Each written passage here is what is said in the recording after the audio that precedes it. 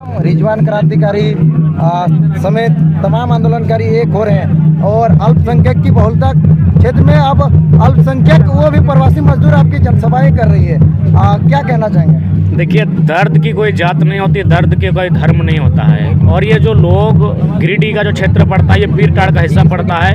यहाँ एक दर्द है जिसको हम लोग पलायन का दर्द कहेंगे, और जयराम महतो उन्हीं दर्दों के साथ आज 2 साल से खड़ा है। जितना उसकी हैसियत है, जितनी उसकी औकात है, उस औकात के साथ, उस दर्द के साथ वो खड़ा है और उस दर्द के लिए लड़ा भी है। तो वो उस दर्द को अनुभव करने वाला हिंदू रहे, मुसलमान रहे या सरनासिक ईसाई रहे, जिसने उस दर्द को अनुभव किया है, 2000 किलोमीटर अपनी पत्नी का त्याग करके, अपने नन्हे दूध मुहे बच्चे का त्याग करके, अपनी माता बूढ़े पिता का त्याग करके, जो 2000, 2500, 5000 किलोमीटर दूर रहता है और लगातार उनकी आवाज़ जयराम महतो अगर बना है तो वो किसी जात, किसी धर्म, किसी मजहब का है, वो मुझे मानता है, वो मुझसे प्रेम करता है क्योंकि मैं उनकी आवाज़ बना हूँ। आज लोग उद्योगपतियों के लिए काम करते हैं, आज उनके सामने घुटने टेकते हैं, लेकिन उस दौर में मैं उनसे टकराने का काम किया हूँ। झारखंड की परिपाटी में, झारखंड के इस वर्तमान परिवेश में तो कहीं ना कहीं उनका प्यार आशीर्वाद हमको मिला है। और आज बिल्कुल ये खरबो का मूल रूप से अल्पसंख्यक बाहुल क्षेत्र है। यहाँ 99% मेरा, जहाँ तक इस गांव में मैं आया हूँ, 10 साल से आना जाना मेरा है, बिल्कुल अल्पसंख्यक समाज के लोग भारी संख्या में यहाँ रहते हैं। और वहाँ मुझे मंच मिलना, वहाँ जगह मिलना, ये बदलाव का संकेत है। यहाँ के लोकल विधायक को आपको सुनने में आया कि प्रोग्राम रद्द करवाने के, हाँ, खुद व्यापारी बना है। वो क्या कहेंगे ना कि जो माननीय सुदीप कुमार सोनू जी, उनको लोगों ने विधायक सुना था, लेकिन वो बन गए हैं व्यापारी। गिरिडीह के हर फैक्ट्री में उनकी आधी है हिस्सेदारी, और आज लोग उनका समर्थन करेंगे तो दुर्भाग्य होगा। अभी कौन लोग अल्पसंख्यक जो जकात को मानते हैं, जकात का मतलब अपनी कमाई का कुछ प्रतिशत हिस्सा गरीबों को दे देना, जरूरतमंद लोगों को दे देना, और सुदीप सोनू से व्यापारी का वकालत कर रहे हैं, ये दुर्भाग्य का विषय है। तो खैर, मैं उनको भी यही संदेश दूंगा कि सुदीप सोनू की संपत्ति का आकलन कीजिए, विधायक बनने से पूर्व और विधायक बनने के बाद अब तक क्या परिस्थिति है।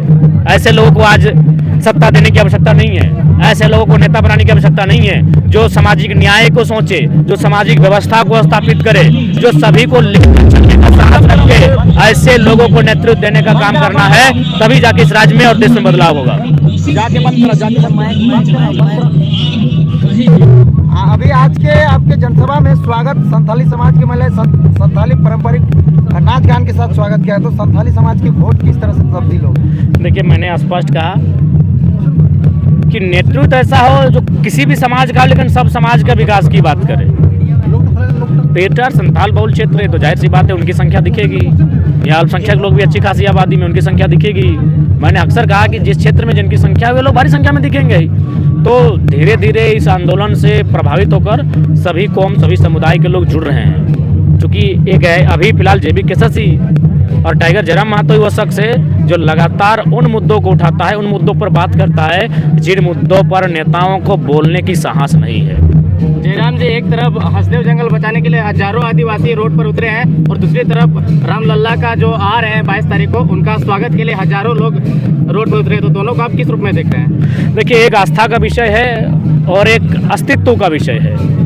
आस्था का भी सम्मान है, लेकिन अस्तित्व का अपमान नहीं सह सकते। हसदेव जंगल अस्तित्व का विषय है और आस्था अलग विषय है। आस्था का सम्मान है और अस्तित्व की भी रक्षा होनी चाहिए। अतः केवल एक व्यक्ति के लिए, जिसे हम माननीय श्री 108 श्री अडानी कहेंगे, एक व्यक्ति के लिए आप पूरे हसदेव जंगल, जिसमें लाखों प्रकार के पेड़ पौधे, हजारों प्रकार के जीव जंतु और 10,000 से अधिक जो मूलवासी आदिवासी उस क्षेत्र में रहते हैं, उनको उजाड़ने का या साफ भाषा में कहा जाए उनका कत्लेआम करने का कार्य नहीं किया जाए। अच्छा, पता चल रहा है कि गिरिडीह से अभी सांसद की कोई पार्टी का उम्मीदवार नहीं, आखिर कोई घोषणा नहीं हो रही है, मार्केट में किसी का चर्चा नहीं हो रही है, आखिर क्यों? देखिए, जहाँ टाइगर की दहाड़ गूंजती है, देव बाबू आप भी जानते हैं कि थोड़ा सा सकपकी सबको लगता है। हम तो बोलेंगे अच्छे कैंडिडेट गिरिडीह में आए, यहाँ के कैंडिडेट दूसरे जगह देख रहे हैं। तो अगर ऐसा है तो ये हमारी कहीं ना कहीं हमारे लिए गौरव और गर्व का विषय है। जयराम जी, रिजवान क्रांतिकारी बहुत दिनों के बाद आपके साथ जुड़े हैं, बीच में गायब हो जाते हैं। अरे गायब नहीं होते हैं, अस्वस्थ हो जाते हैं, बीमार हो जाते हैं, बड़े भाई हैं, ठंडा लग जाता है। हाल ही फिलहाल कहाँ गए थे, बाहर गए थे, ठंडा लग गया था, तो अब ऊपर अविवाहित है, सेवा सत्कार हो नहीं पाता है, तो इसलिए बीमार हो जाते हैं, ऐसा कुछ नहीं है। रांची पर किन मुद्दों पर बातचीत हुई, फिर एक साथ मिलकर इस मैदान में उतरे एक साथ? देव जी आप भी गजब करते हैं, वो आप वहाँ थे, सारा चीज लाइव चल रहा था, तो फिर मुद्दा और क्या है, आप सुने हैं, फिर काहे ऐसा कर रहे हैं, उसी सवाल को रिपीट कर रहे हैं। गिरिडीह में खड़े हैं, पीरटाल में खड़े हैं, यहाँ के मुद्दों से पूछिए ना। पीरटाल की सबसे जनताओं को जैसे क्या आप दीजिएगा? अगर देखिए गिरिडीह में लगभग 5000 के आसपास कंपनियां हैं, चाहे माइंस की बात करें या फिर अन्य फैक्ट्री छोटी मोटी उद्योगों की बात करें, तो वहाँ अगर आज के डेट में विधायक सांसद अपना चंदा लेना छोड़ दे तो 100 रोजगार सृजन होंगे, यानी लाखों केवल गिरिडीह की कंपनियों में और फैक्ट्रियों में रोजगार का सृजन होगा। लेकिन बशर्ते इनको चंदा का धंधा छोड़ना होगा, और ये छोड़ना नहीं चाहते हैं, इसलिए 2024 में जनता इन्हें पहले विधायकी और सांसद ही छुड़ाएगी, और जो नए सांसद विधायक आएंगे वो चंदा का धंधा छोड़ देंगे। पहले से फरजान खान आपके पास थे, आज रिजवान क्रांतिकारी भी आपके पास है, कैसा फील कर? अरे कल शाहनवाज अख्तर भी हमारे पास होंगे, अभी है और गदर से ले ताकत महसूस कर रहे हैं? गदर झारखंड में 2024 में कैसा फील कर रहे हैं? ताकत इतना महसूस कर रहे हैं कि आप कहिए मत।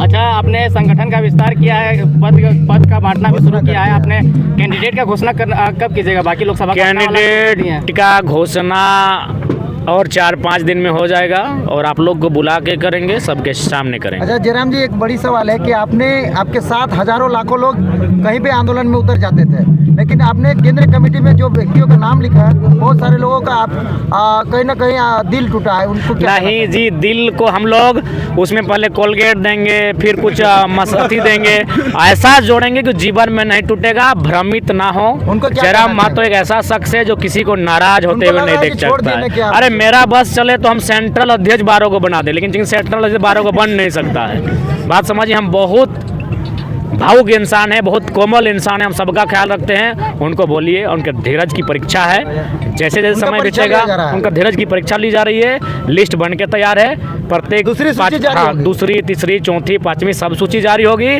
और हर एक शख्स जिसको आप देखना चाहते हैं वो हमारी केंद्रीय कमेटी, हमारी प्रमंडलीय कमेटी, हमारी प्रदेश कमेटी का हिस्सा होंगे, हमारी जिला कमेटी का हिस्सा होंगे, हमारी प्रखंड कमेटी का हिस्सा होंगे, हर एक शख्स वहाँ आपको दिखेगा। और कितने लोगों को जो आंदोलन से भी दूर अरे देव जी आप सीधा बताइए, और कितने लोग दिखने चाहिए? हाँ बताइए, आप बताइए कितने लोग और दिखने चाहिए? जितने लोग शुरू से अभी तक थे सारे लोग दिखेंगे। आप किन्हीं का नाम बताइए। जैसे सूर्य सिंह बेसरा, गीता सिंह, देखिए सूर्य सिंह बेसरा वो अभिभावक है, वो कोच है, समझिए चीजों को, यानी कि अंदर से आप लोग को सब सूची तैयार करके दे रहे हैं कि बाबू लोग तुम लोग नेक्स्ट हाँ बनो। आप समझिए। जैसे मान के चलिए आप बात करते हैं, सुनील गावस्कर अभी भी जिंदा है ना, अभी गिल साहब भी खेल रहे हैं, तो गिल और गावस्कर को एक ही पिच में हम बैटिंग करने उतार दे, रन आउट हो की खतरा होगा कि नहीं? तो सर समझिए, पॉलिटिक्स में वही होता है, उनकी उम्र का आयु का सम्मान है, वो हमारे गुरु हैं, हमारे आदर्श हैं, लेकिन तो एक लग रहा था आदिवासी एक अब फुलफिल हो चुका है। देखिए टैग शुरू से ही फुलफिल था, मीडिया वाले हमको लगता है रिजवान दा 1001 बार ये सवाल कर चुके हैं, और हम उतने बार जवाब दे चुके हैं कि मैथन में जिस परिवार को इंसाफ मिला वो आदिवासी परिवार था, रामगढ़ में जिस परिवार को इंसाफ मिला वो आदिवासी परिवार था, मांडू में जिस परिवार को इंसाफ मिला वो आदिवासी परिवार था, कोल्हान में जिस परिवार को इंसाफ मिला वो आदिवासी परिवार था। तो ऐसे अनगिनत किस्से हैं जेबी केसेस और जयराम महतो के नेतृत्व में जो आदिवासी परिवार को लाभ मिला है, हक अधिकार मिला है। गोविंदपुर में जो इंसाफ मिला वो अल्पसंख्यक परिवार का था, चंदन क्यारी में जिसको इंसाफ मिला वो अल्पसंख्यक परिवार था, गोमिया में जो परिवार को इंसाफ मिला वो यदुवंशी समाज का था, जो चंदन क्यारी में इंसाफ मिला वो स्वर्ण समाज के लोग थे जनाब, जो भोली में इंसाफ मिला वो अनुसूचित जाति वर्ग से आने वाले लोग थे, जो गोविंदपुर में इंसाफ मिला वो मंडल समाज के व्यक्ति थे। जयराम जी लगभग कितने करोड़ मुआवजा दिए होंगे अभी तक?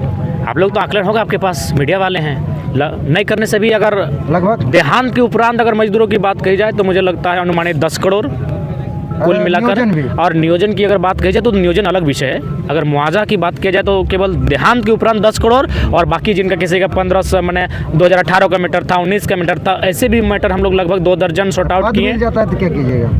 वो आप बताइएगा, जनता को आप बताइए, ये तो मीडिया का काम है ना। आज देखिए मोदी का कैसा मीडिया लोग महिमा मंडन करता है, बेरोजगारी है फिर भी महिमा मंडन करता है, जो गरीब हो रहे हैं, जंगल उजड़ रहा है, अडानी के नाम पे जमीनों को कैप्चर कर रहे हैं, फिर भी महिमा मंडन हो रहा है। तो आप इस चीज़ को झारखंड में दिखाइए कि एक साधारण सा लड़का जो कहीं कुछ का नहीं है, वो मुखिया नहीं है, वो आज 10 करोड़ का मुआवजा मामूली राशि नहीं होता है, वहाँ तक अगर पहुँचाया है। तो अगर उस टीम को, उस संगठन को 1-2 पद मिल जाए, अगर राज्य की सत्ता में एक स्थान मिल जाए, तो क्या बदलाव हो सकता है, ये आप लोग भी कभी चर्चा कीजिए। अच्छा, राम मंदिर का इम्पैक्ट झारखंड में दिखेगा क्या लोकसभा चुनाव में? देखिए, धर्म अलग विषय है, राजनीति अलग विषय है। धर्म और राजनीति को हम एक नहीं करना चाहेंगे। धर्म भारत देश में मान्यता अगर प्राप्त कही तो 10 धर्मों को मान्यता प्राप्त है। हमारे संविधान के जो धर्म कोड होता है, 11वां सरना के लिए लड़ाई चल रही है। तो सबकी अपनी अपनी आस्था है, सब अपनी अपनी आस्था के अनुसार दुनिया को देखते हैं, दुनिया को समझते हैं। हम सबकी आस्था का आदर करते हैं, सम्मान करते हैं। लेकिन जहाँ तक राजनीति का विषय, अभी उदाहरण के लिए जो लोग मजदूर फंसे हैं, उनके लिए आस्था बड़ी होगी या वतन वापसी बड़ी होगी? आज जो लोग पलायन की मार झेल रहे हैं, जिनकी माँ बीमार है, जिनके बच्चे आज शिक्षा से वंचित हो रहे हैं, उनके लिए आस्था से कहीं बड़ा हक अधिकार होगा। तो इसलिए धर्म आदर है, धर्म का सम्मान है, लेकिन हमारी लड़ाई अधिकार की है, हमारी लड़ाई रोजी रोजगार की है, और हम लोग अपने स्टैंड पर कायम हैं।